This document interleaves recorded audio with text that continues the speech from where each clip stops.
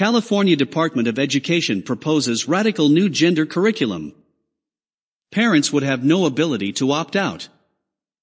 The California State Board of Education is considering adopting mandatory student instruction in a radical sex and gender curriculum, under the guise of health education, which promotes transgenderism to students in elementary through high schools and encourages students to explore possible gender options, which, according to one source used in the curriculum, number at least 15. These curriculum changes are being proposed through a revision of the Health Education Framework for California Public Schools, which is being conducted by the California Department of Education, CDE, the Instructional Quality Commission, IQC, and the State Board of Education, SBE.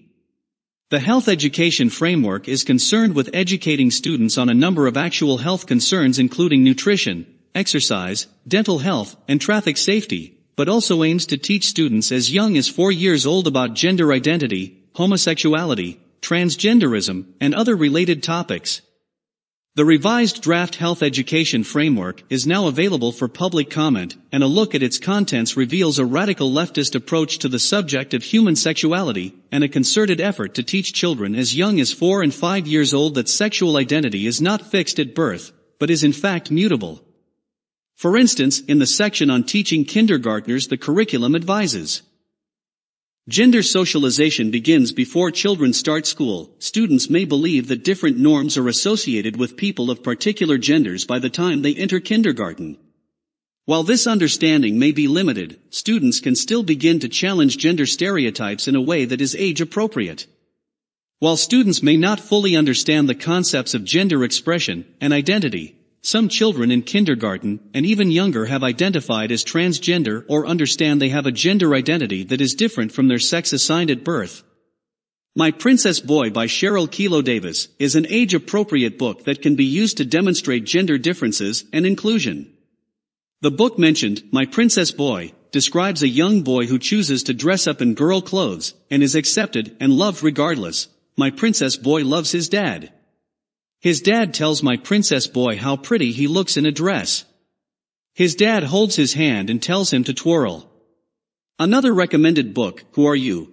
The Kid's Guide to Gender Identity, teaches that there are at least 15 possible genders including boy, girl, both, neither, trans, genderqueer, non-binary, gender fluid, transgender, gender neutral, agender, neutrois, bigender, third gender, two-spirit, and that it is impossible for anyone to determine the gender of a baby at birth. The proposed curriculum only gets more extreme in the upper grades.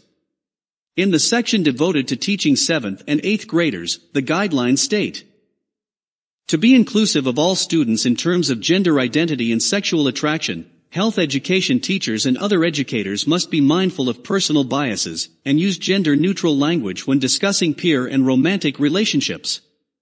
It is important not to assume a student's identified gender pronoun based on sex assigned at birth or appearance. Some students may identify with the traditional masculine, feminine pronouns he, she, him, her, and his, hers, while some may prefer pronouns such as they, them, and theirs as a singular pronoun. In addition, the term partner should be used in place of or in addition to boyfriend, girlfriend, or husband, wife to avoid assumptions about gender and sexual orientation. Some students may be non-monogamous, and the term partners may also be used to be more inclusive. The guidelines for high school students similarly mandate the teaching of gender as a spectrum, not a binary fact. There are an infinite number of ways an individual may identify or choose to express their individuality and sense of self, including gender. Students may not conform to the social norms of binary gender identities of male and female, example, gender non-binary, gender non-conforming, androgynous, genderqueer, gender fluid, and it is important to be as sensitive and responsive to students' needs as possible. Be mindful of students' identified gender pronouns, and be aware not to make assumptions based on appearance. Perhaps most disturbingly of all, parents of students in California public schools will not be notified about the content of the curriculum and are denied the ability to have their children opt out of these lessons in radical gender theory. Brenda Lebsack, a longtime public educator and member of the Orange Unified School District, who writes for EdSource.org, was the first to focus public attention on the new curriculum. She explains, while parents may assume they can opt out of this instruction, as they can with sexual health education and HIV prevention. This simply is not true.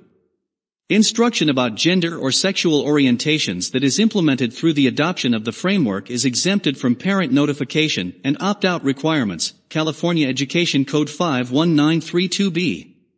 According to the California Safe School Coalition, state law provides that instruction or materials that discuss gender, sexual orientation, or family life, and do not discuss human reproductive organs and their functions are not subject to parental notice and opt-out laws. She adds, because the California Department of Education is inviting public comment on the draft, I urge all California residents to review the framework and provide input. The California State Board of Education, SBE, will make the final decision on whether to adopt this curriculum in May 2019.